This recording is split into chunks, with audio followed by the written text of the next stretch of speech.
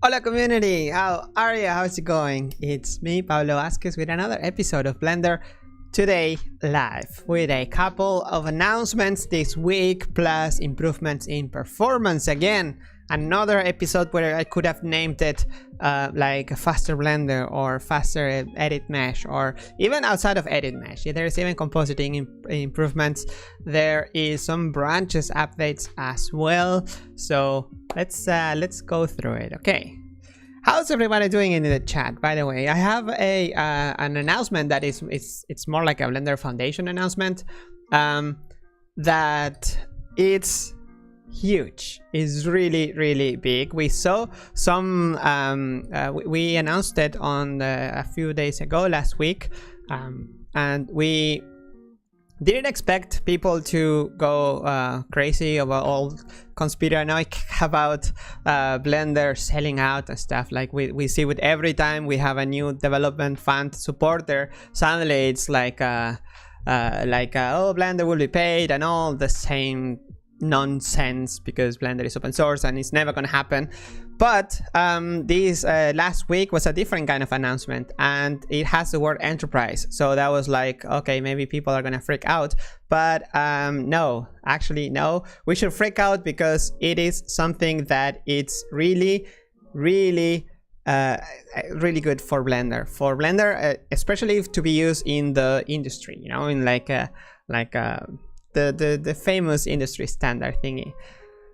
Let's see it. Canonical offer Blender support. Who is Canonical? Is the creators of, they're known mostly for being the creators of Ubuntu Linux, arguably the most popular consumer Linux version out there. I'm using PopOS, which is based on Ubuntu. There are many Linux Mint, for example, also based on Ubuntu. So it's one of the most popular. They became more popular because of that.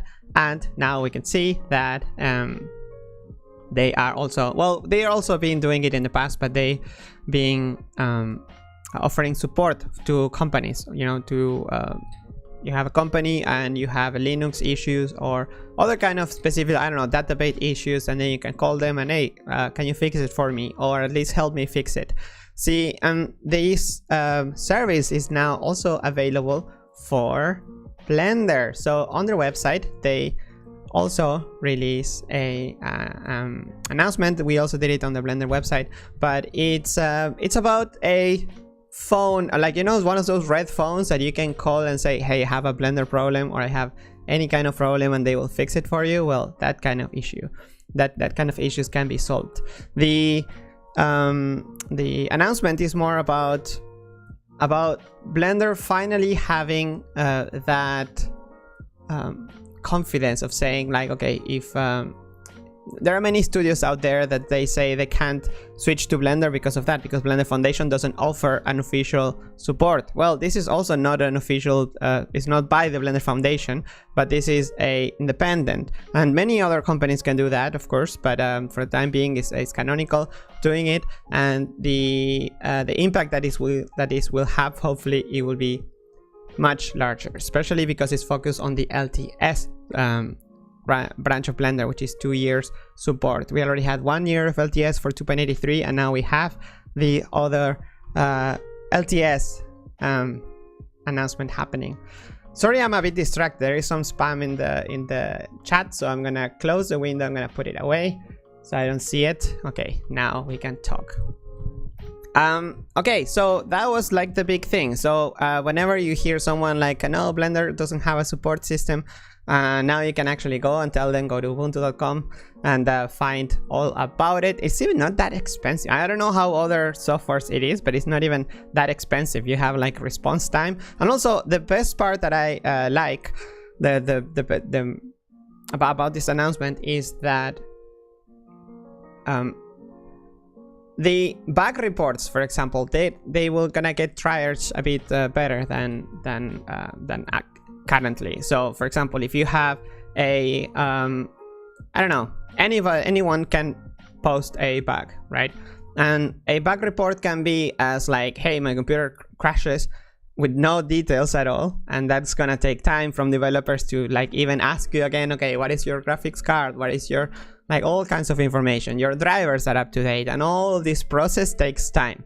If you have someone in the middle, like in this case Canonical, getting all those back reports from a company, they can filter out all the unnecessary data, and also the most important part is that they can sign NDAs, which is a paper that says okay, I'm not gonna give away your data. For example, let's say tomorrow Pixar decides to I don't know, to use Blender, and they say, hey, my Woody.blend is crashing, but they can't upload Woody.blend to, you know, to the developer website of Blender, of course, because of NDAs. However, if there is a company, they sign the paper and they say, okay, let's give me Woody.blend, and they find out what is the crash. They make a very thorough full report that the Blender developers get, so they get a super high quality Blender crash report or any kind of issue. So it's actually better for Blender as well. They get the bug fixes for everybody, but with a less time consuming process. Okay, that took me longer to reply because yeah, sometimes the chat gets a bit out of control, so I'm gonna try and not look at it too much. I brought it again here. Please be nice. It's already hard for me to do it in a separate in the warmth of Amsterdam. The other announcement that you can see here, it's the Blender and the Rabbits. Actually, this was posted a couple weeks back, and you can see now that the what you see here, it's a user story. We have a bunch of user stories already on the Blender website, but and this one, and the quality is going up like crazy, like Wolf Walkers. And the Blender and the Rabbits episode that is should air sometime at the 2022. No, at the end of the summer, and on Netflix next year. So on France Television, you're gonna see it earlier. That is super neat. You should check it out. Very nice, well done, and you can see Blender used in production even without official support. But not anymore. Now they have a number where they can call, and that is all. That's all with the announcements I had, except 2.93.1. the first LTS support is out. So if you haven't already, and if you're getting any like crashes, weird stuff with 2.93, make sure you update. If you already have downloaded Blender via one of the stores, like the Windows Store, Snap on Linux, or Steam on any platform, it should update automatically, so you don't have to do anything. You should see that it suddenly pops up as an update. And that is all. That was all I had to say. Now let's get to business and see some updates. This one, let's make it random, because otherwise I always start with like the geometry nodes, or like I even seen some comments like, I don't care about nodes or nodes. What's the current, how are people calling it nowadays? The but the future is nodes basically. So the user interface should try to make it easy to use and maybe hide some of that node setup, but in the future, the flexibility that you get via a nodal system, yeah, can be challenged. So yes, outliner. Let's start with a new change in the outliner. It's been so long since this was last implemented. It was last tweaked, this area. View layers.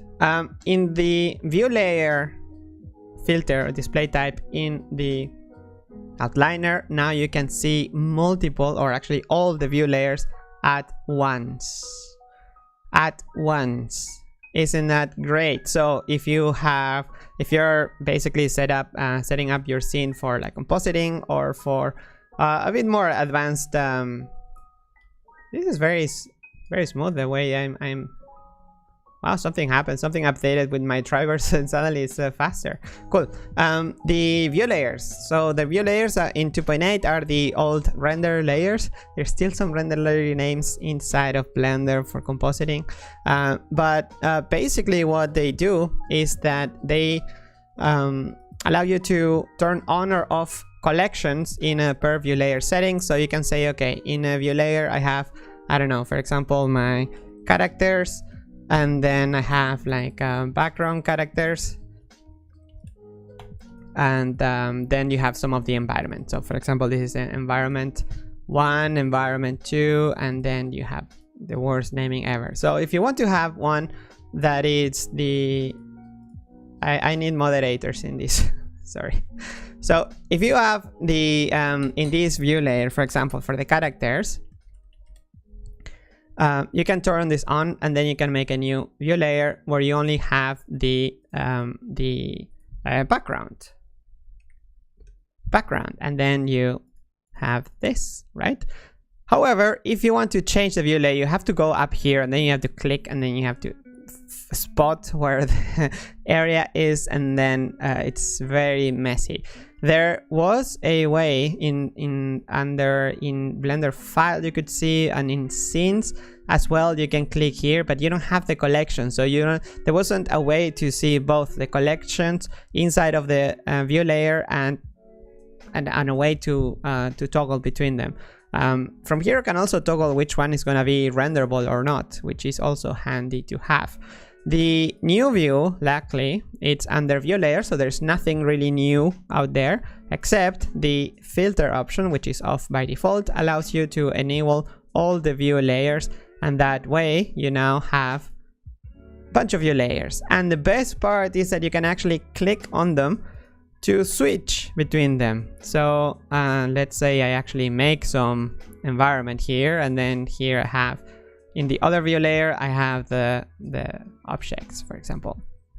That is fantastic, especially when combined with these settings, which are very view layer specific. And if you want to use some objects to cast shadows, but you don't want to render the shadow, for example, you will use a holdout, which is like a masking of an object. And the indirect also comes in pretty handy when you want it to not show up in the render, but show up in reflections, for example, or in lighting and stuff, because it allows you to capture the indirect bounces.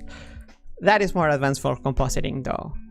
There is a comment in that thread where someone mentions that it would be nice to have this kind of view. So basically, I don't know if you get to see it pretty well, but the mockup shows it as it is currently, and the view layers are horizontally.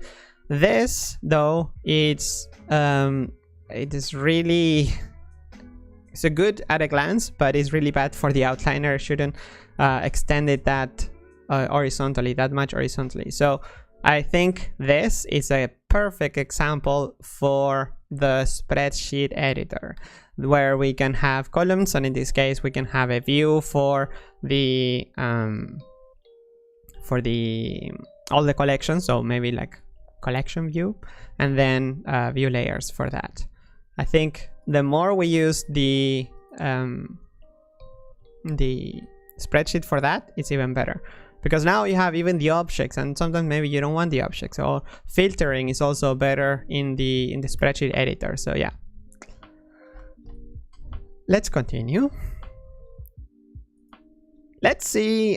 So the name of this episode is it was going to be either the canonical thingy, or it won't be back, you know, a la Terminator. Because speaking of Terminator and cycles, the Terminator is the area in your shading where it goes from light to shadow. That transition, it can be very problematic if you don't have enough vertices on your mesh, so or enough geometry. So here, thanks to Mikhail Matrosov, that should be mostly gone. There's a new setting on top of the setting that already existed from a few releases back, but now seems to be better. If you see here, well, this is the commit, but if you go to the actual task where it was developed, where the developers talk to each other and provide feedback.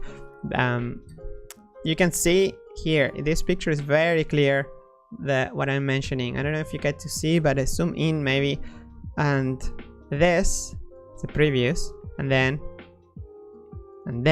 there. So you can see how bad it was and how this fixes it with low polys. This is super neat. This is an issue that it's there all the time. So happy that it's finally fixed. There is a setting that it was there already, the shadow terminator offset, but this new setting is called emission rate offset cutoff. There are some stats though that it's not for free.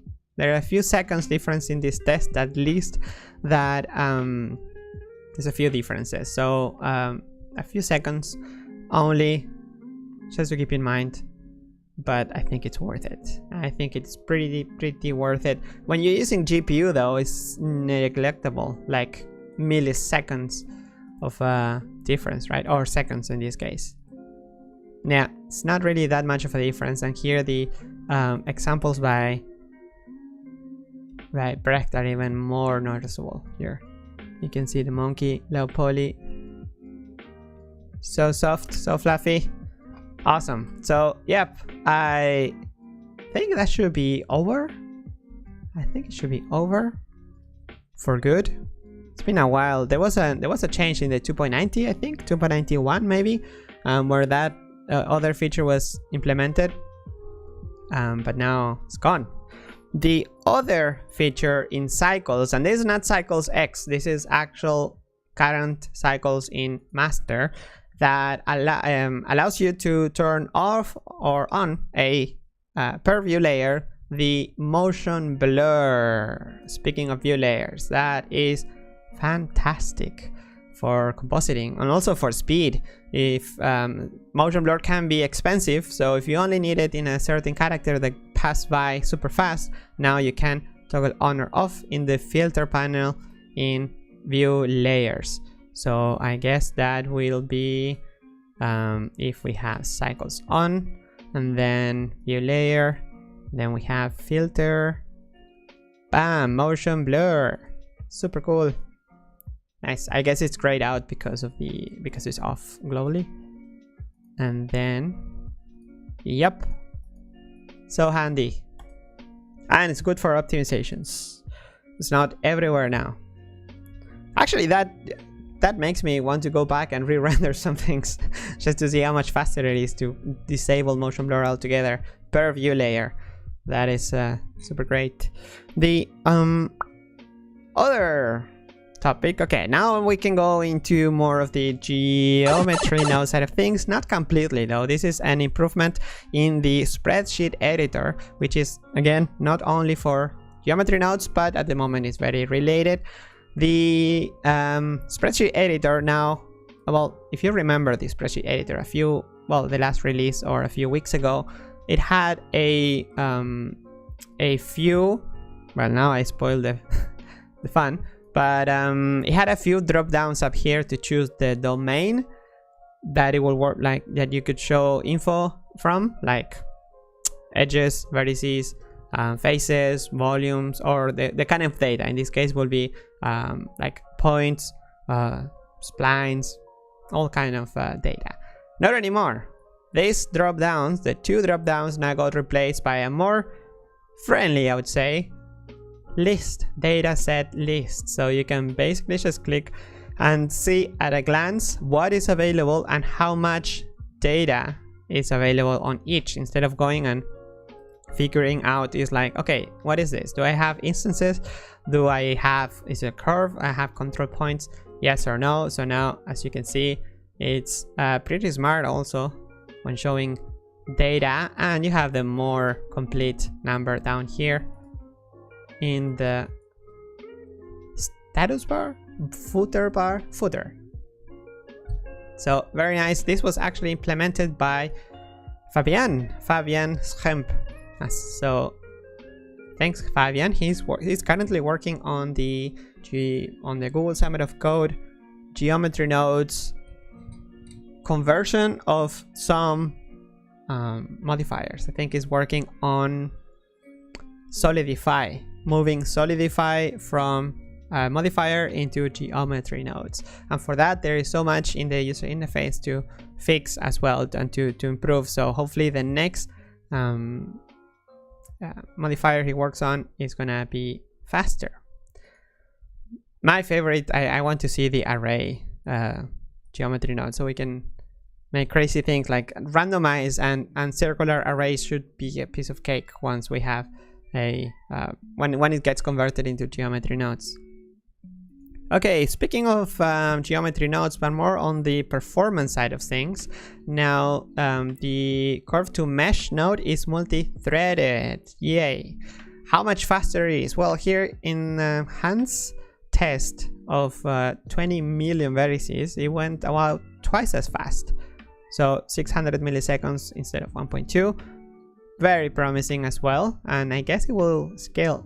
And the more you have, the more you use this node. Multi-threading all the things. Speaking of curves, the next improvement, also by Hans, it's a join curve attributes when realizing instances. Previously, the code assumed that curves instance had no attributes.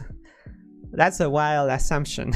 This is true when the data came from curve objects, which don't support attributes yet. But it isn't necessarily true when retrieving curves from evaluated geometry sets. Well said. Okay, now we leave geometry nodes briefly, and I think this is more of a not the potpourri section yet, but this a bit of everything. This is not related to geometry nodes. This is a voxel remerger. If you know the voxel remerger modifier, it used to have an option to make it smooth shading or not. You can choose. It's a toggle, a boolean for smooth shading. This option is gone, and now it's automatic. Now it's gonna take whatever was there before, and it will just work. So yeah, one less setting to worry about. Okay, now let's get into the performance side of things. Performance. So much every week for the last, what, 3-4 weeks, we've seen performance improvements everywhere in Blender, especially in edit mesh mode, or editing, or also in object mode. But edit mode, this week got how much faster it is. Campbell mentions that this has to do with dependency graph. It turns out that when you were editing, it was like having a duplicated mesh, duplication. So it was a bottleneck. Let's see the numbers, how much faster it is. Testing shows a significant overall speed up when transforming. So like all the time, right? Edit mode, transforming. So when we are moving, scaling, or rotating vertices, it seems to be 1.5 times faster on a subdivided cube with 1.5 million vertices. Okay, that is 1.5 million vertices, and it's 1.5 times faster. I wonder if it has any correlation in that. The other test that was done with an actual character, Spring, from the Spring Open Movie project, in edit mode with all the modifiers disabled, duplicated 10 times, because Spring is not that heavy by itself. So duplicated 10 times, it's about 3 times faster to edit in edit mode. Exciting. That is very exciting, isn't it? People have been asking for performance improvements in edit mode forever, and this is not out of the blue. This is part of a project that it's still going on, and we can see here in the code.blender.org blog about mesh editing optimization initial steps. So these are the initial steps. It's been a bit over a month of this, so it would be great to see an update on this, like how much faster it is. And again, this doesn't even include OpenSubdiv or like Subsurf updates. This is like pure core, like raw mesh editing without any modifiers. So when all modifiers get improved, that's gonna be even better. So let's see. I'm gonna have some drink here. I'm gonna have some mate, yerba mate, to keep my voice from getting destroyed. All right, more updates in okay, this one is also related to mesh editing. How much faster it is? Significantly faster. So this has to do with partial updates when transforming. So let's see performance. As this is keeping a multi-threaded operation, larger improvements are noticeable on systems with fewer cores. Hey, that's something new. Isn't it great that these kind of updates that don't require having a Threadripper with 32 cores gets improved. So, okay, with one core, so single core, there has been an improvement of 1.7 to up to 2.2 times faster. That is fantastic. When you have a lot of cores, there is less of an improvement, but that is very fun to, very interesting to see. But still, from 1.15 to 1.3 times faster with a bunch of cores. That's amazing. Every week we have updates in edit mode. I'm curious to see what are the how much faster it is. There is a video on YouTube of I can't remember the name of the user, but it was a comparison with other softwares, all the big industry standard ones, and Blender. And Blender was really behind in selection and transform and proportional editing. Would be very interested to see what is the speed right now. I don't think it's gonna beat other softwares yet, but it shouldn't be as big of a gap, I hope. All right, the Compositor also got improvements in editing, or like just noodling around.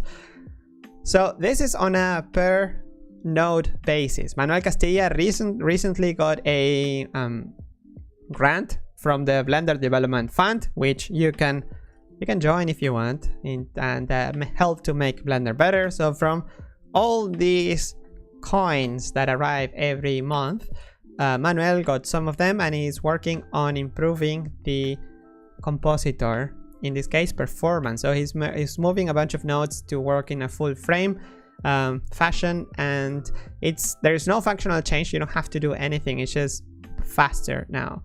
And as you can see here, this node, the image node, is now up 1.8 times faster. That is very interesting. Is there more info and more tests?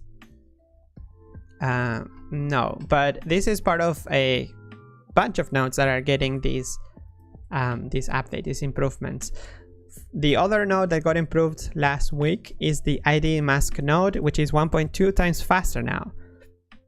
That is fantastic. Thank you, Manuel, and thank you, Jeroen, for reviewing this, Jeroen Bakker, which is also doing some commits lately in a branch that is called TMP-Vulkan, which is very promising that this project is moving forward. It's gonna take forever. Don't get super excited. It's not gonna be next week, next month.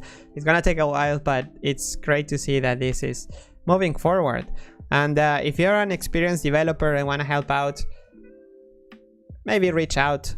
Moving Blender to Vulkan is gonna be a huge endeavor. It's not for one person, otherwise if you don't want this person to be could go crazy. So help is appreciated. All right, more performance. In this case, line art. Now the line art is gonna skip rendering the frame and the edges that are out of frame,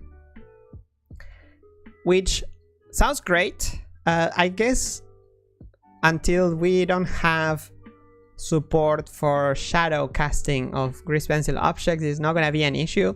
But maybe in the future, maybe if we have a line art object that is out of frame and is maybe casting shadows because a grease pencil material is transparent or something, maybe we should keep this keep an eye on this.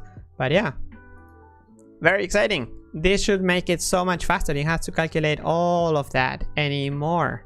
The other improvement is in bounding box. So there is a line art bounding box check when loading. This okay, so a picture is easier to see. So here's the camera, and it's only gonna calculate what is around the bounding box. Even better. So performance improvement in line art. The last couple weeks we've also seen some line art improvements, so I'm also curious if you've seen any improvements in that area. This is all performance, but there are also non-performance related improvements for line art.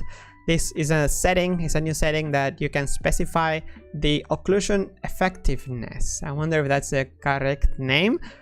But basically allows you to choose how many levels of occlusion you're gonna have. So this is without, which can be unreadable.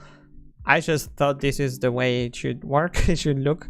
However, if you turn this setting on, in this case I think it's up to 3. The occlusion is up to 255. But if you have it set to 3, this is the result. So you can see the difference, especially here, like under here, you can see how you can limit the occlusion, and it works so much better with overlapping lines. Very neat. There is also performance, besides the performance and besides the occlusion improvements, you can also now, there are more type support and related chaining improvements, such as floating edge type support. And there is a new special chaining option for floating edge, and the reducing shagged edge when floating edges are involved. The picture is better. You can see here the edges were a bit not great. You can see some holes, like some little gaps in there. I don't know if YouTube compression allows you to see, but look, it's really bad at the end of the... Yeah, basically they were not overlapping really great. Not anymore. Look at nice soft. It just works. It looks so much better. The other improvement related not to line art but grease pencil, the cousin of line art, well, brother I would say, or sister. The feature is that when you duplicate, when you separate the layer or strokes, it will duplicate the masks. So it will bring the masks over, and if the layer mask doesn't exist, it will be removed from the list. So it's more of a fix.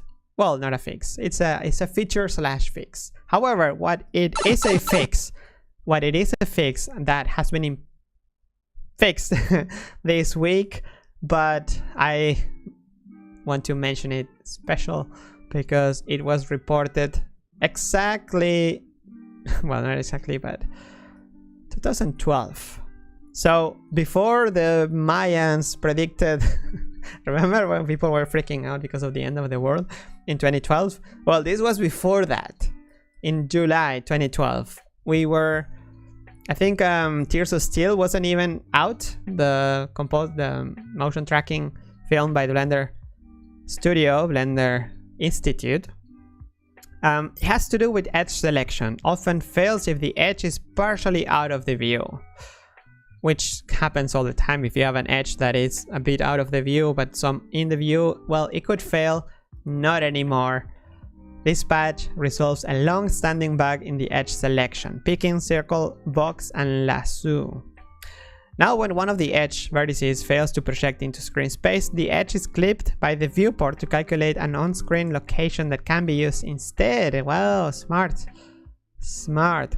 This change not only applies to meshes but also to bone selection. So if the bone is partially not in the viewport, it will be fixed. So yeah, 2012 bug. That must feel so good to close a bug like that, an issue like that. So cheers, Campbell, for fixing that. Okay, now let's go to the random section of the day, more like the potpourri section. However, this feature is really random, like literally random, because it's a random selection more precisely for curves, lattices, and objects. So there is a random selection factor more precisely for all operators. So it should give you more control or better control. Another improvement is more like a fix, and I like to mention this one because it's a fun patch. As you can see here, Harley fixed it. This patch just turns on sample filtering when drawing preview images. If you look at the examples, it's really terrible how it used to look. Look at, well, you can click this icon here on the left. Jagged edges, not anymore. The same here, I don't know if you get to see, but the jagged edges in this picture are solved now, and everywhere pretty much. You can see the hat here also is fixed. And I like to mention this because sometimes it really takes, look at the change in the code, it really takes one line. So sometimes it's not about the amount of code that you write, but you have to know the exact line where to change that. So yeah, super super interesting to see that. This is also a fix. You're not going to see the collection tab anymore when clicking on the scene collection. Actually, in 2.93 is still there, but if you click on in any collection, you see the settings of the collection. However, when you click on the scene collection, Blender will still show. It used to show the settings, but they don't make sense, so they've been removed. And that is all. That it's really all I had to. There is an update in the XRVR branch. So this is a branch, again, not really in Blender Master yet, but I want to mention because Peter Kim is doing an amazing work, and he recently added fly navigation and gamepad profiles. So VR controls are a reality that is getting closer and closer on every commit. Also, like this one, allow multiple model actions at a time. Neat. Are there any VR builds here in graphical.org?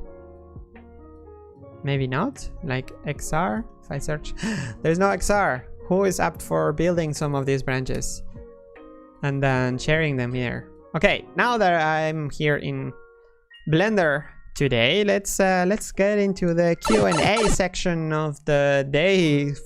I don't have a lot of time. Let's see. Blender.Today. Thank you, Sansuls, for making this thread. Okay, have you been using Blender.Today, by the way? How do you like it? Do you like the new website? Okay, let's see here.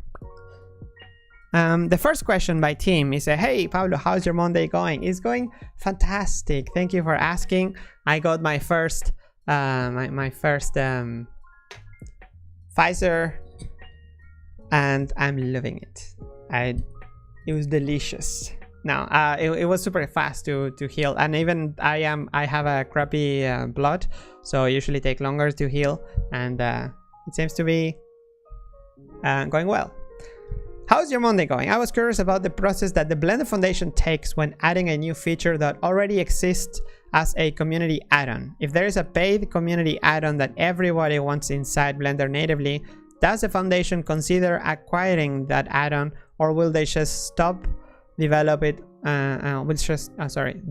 from scratch? Is this the same question? Is the Foundation more hesitant to develop a new feature if it already exists as a paid add-on, or in an effort to protect the sales of that community? Are there other considerations we are not aware of?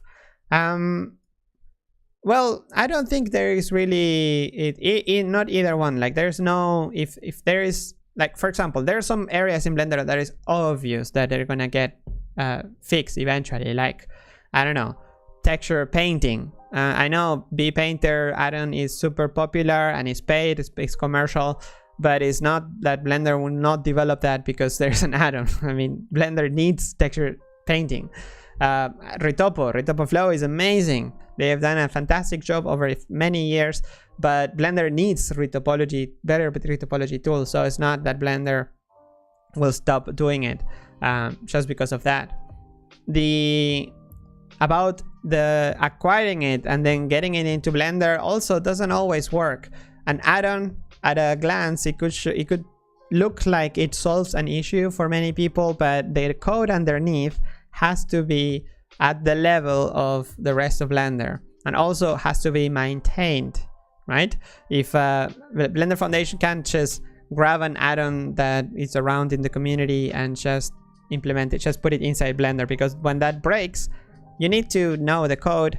And also, if the code is not great, if it doesn't have proper testing, or if it doesn't connect with the rest of Blender, or maybe it's using some nasty tricks here and there, yeah, you never know how it's the how is the code underneath. So yeah, it's not as easy as just going and just making a just grabbing an add-on. There's many considerations. However, if the developer of the add-on would maybe offer themselves to put it inside a Blender as a more of an internal tool, and also the commit to improve it or maintain it at least, then that would be the best. Because then it's a new section of Blender that already has a maintainer, so that's the best. Okay, so the next question by Mr. Blissfly. Hi Pablo, just wanted to give a huge shout out to Eke101, who is working on text nodes, string nodes, a huge development for us working with motion graphics. Yes, that is that I think I showed last week or not. Yeah, it's coming, it's happening. Geometry nodes is getting support for text. That is happening, and I think I haven't seen the other contributions by Eke, but this is the kind of things that I bet the Blender developers with maybe that are more experienced in geometry nodes can help out to make this happen, to to push it forward. So thank you for the shout out. It's important to give developers the the prize they deserve. Imam Husseini says, hey Pablo, hope you're having a nice day. I am. There is 60%, 59% humidity here, 26 degrees Celsius. So I guess it's a bunch of Fahrenheit. Any idea of development around hierarchy selection in the outliner? Selecting two hierarchies through the outliner is not possible currently as far as I know. Also, I wish there was a way to drag and drop patterns with children between collections in the outliner. I hope there is some development coming for this issue. About drag and drop, isn't it just shift or something like that? Like if I parent this, so, and I grab these two, link inside, shift, no, there's, I thought there was, no, I was wrong, but this is, here I have a whole tooltip here. Shift to parent, no. Yeah, no, actually that would be pretty, you have to click select hierarchy and then move.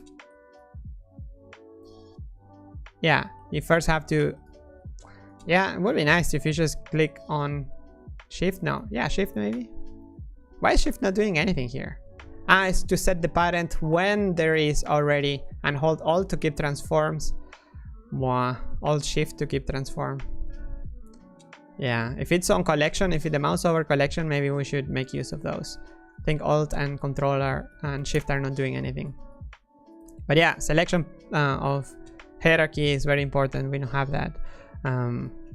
Maybe what would it be the best way? You click on the cube, or you double click on maybe double click on the cube, because if you double click on the name, then you rename, but maybe double clicking on the cube will select everything. And the same for collections. That could be easy, simple way. Damian says, hi Pablo, how are you today? I'm doing great. Thank you, nice badges. Silver Development Fund Supporter. Recently, I bounced on a wall I couldn't break through. Particularly, I had a bunch of animated objects and applied a noise modifier on each animated parameter in the graph editor. And then I realized that I cannot edit parameters on that modifier all at once, even using a trick with Alt key. Blender does allow editing parameters on modifiers only on one by one. No, isn't?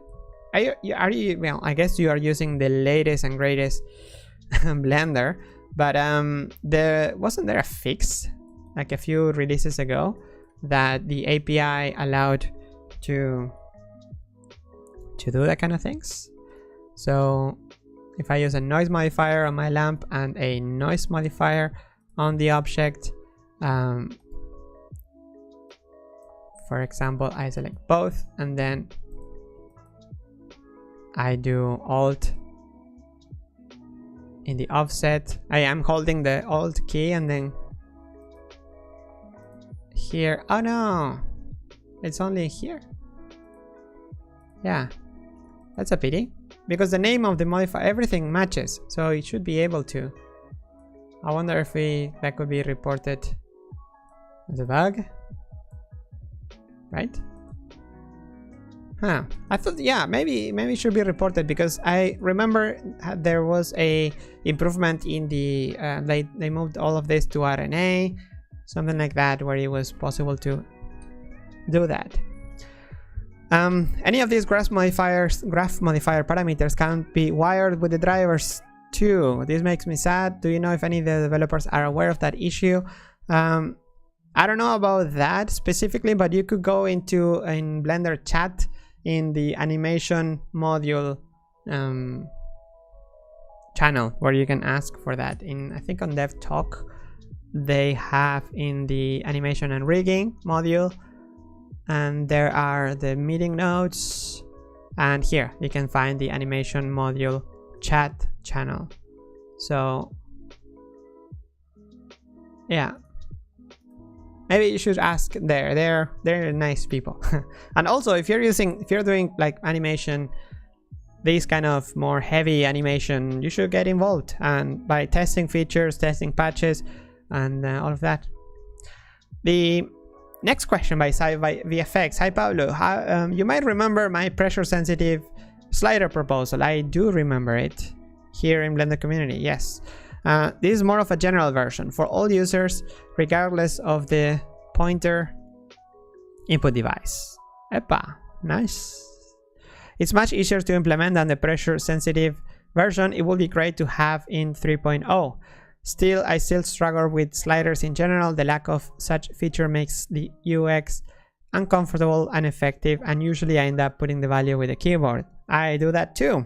Some other 3D software have such feature, although it lags behind Blender in terms of UI UX. Name starts with H.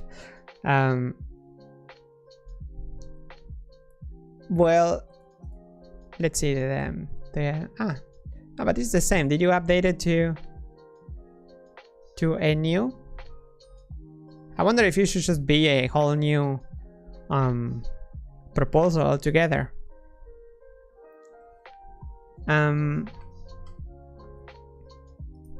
Did you get in touch with the developer that coded the other improvement? I think you mentioned you did, but I don't know now. More recently, what I mean is the developer has more free time now. Daniela Palm asks, hi Pablo, no questions, just loving the things I saw from the nodes workshop. Solvers inside geometry nodes feels like a dream. Yep. Hope the attribute processor is going okay. There seemed to be some disagreement. No, it's gonna be fine. No disagreement, but more like it needs to continue be improved, but should be okay. It will come. Attribute processor is needed.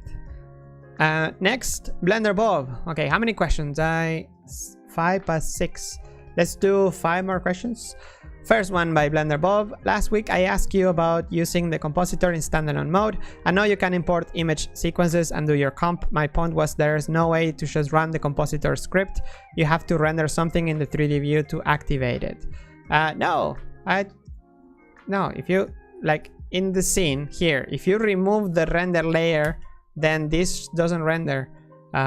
it shouldn't render anything. You can just like remove this and then well, actually no, this needs a camera, so it actually renders a thing. We need a setting that could leave the first step to add a new setting here in post-processing. Maybe you could just have a setting to be like 3D data or like scene data, and then no, because an image is also a scene data. Well, we need a name for the feature that can go here, where you can disable like if you only want to do compositing, then you could disable like 3D data, and then just leave compositing, for example.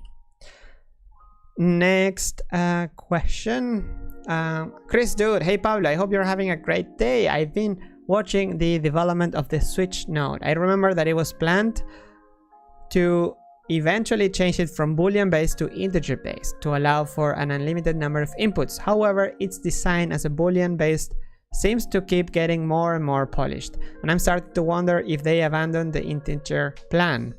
I don't think so. I think it's what do you mean by polished? There's just new options getting added in the switch, just so people are following what we say. The switch node has been polished in the way that the name of the strings have changed, and there are more options here where you can change between materials or textures and such. But I wouldn't call that polishing. I was just adding, we'll call it adding features that maybe are not even that hard because other areas in Blender are making easier. However, changing is from the boolean into a multi-socket, you know, that gets expanded the more you keep adding like this kind of growing. But here, and then switching from a boolean into a index or slider, that I would assume it's a lot more work. So maybe that's why it's not being worked on, or maybe it is being worked on. Hans says here, well, actually it mentions what I just said. It's just more technically difficult to add an integer input than you would imagine. Yep, that confirms it. Thank you, Hans. He's the developer of the Blender geometry nodes. The question continues. It's just because they still haven't figured out a design that effectively differentiates with multi-input sockets where the order matters from ones where it doesn't. I know the need to have control over which input gets used when the node is muted.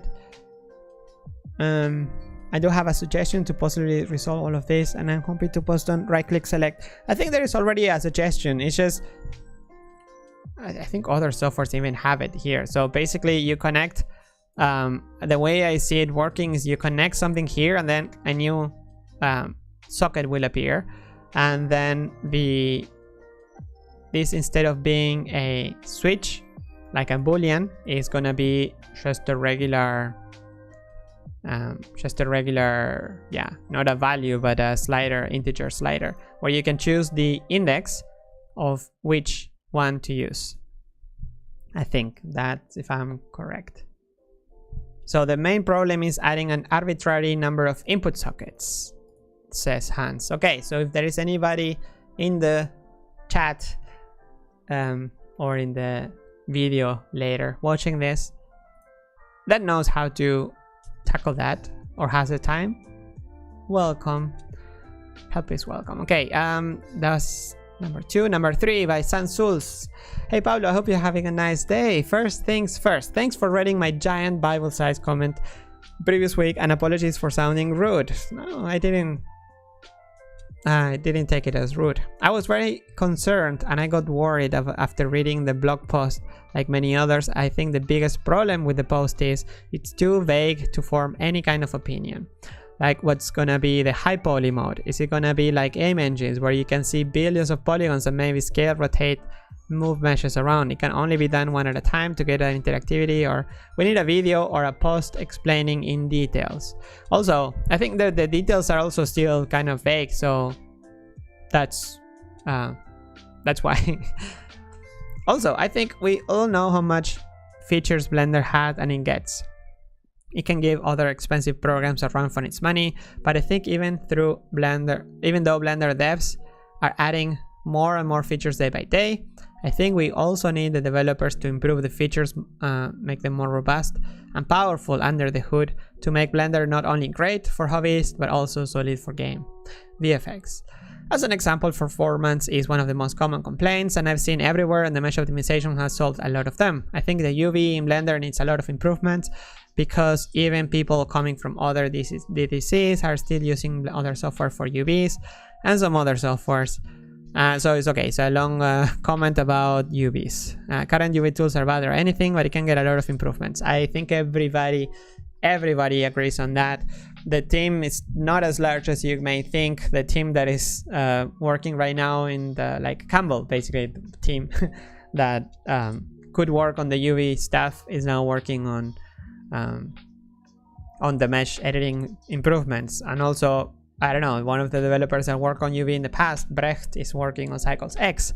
So yeah, it's not as big as you may think. So let's push this guy, the Blender Development Fund, as much as possible.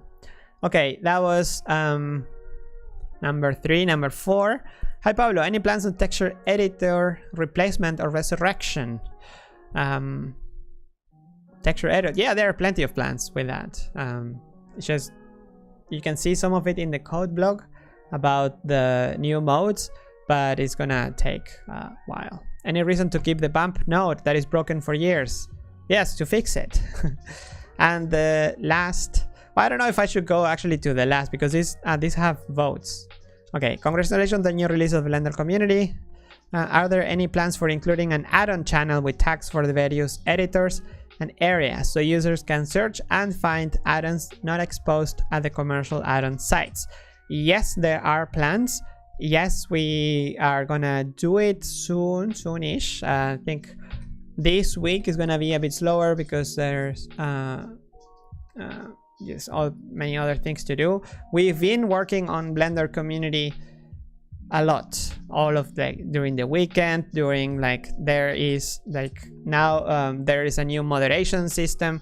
For example, I'm a moderator and I can just quickly go and then do remove spam, and this is gonna nuke the spam, the user. This wasn't there in the previous website, so I'm happy that now we have it in this new website. We also moved servers. We moved to another one that should be faster, maybe more expensive, but it should be faster. We also have sorting by hot, which wasn't there in the past.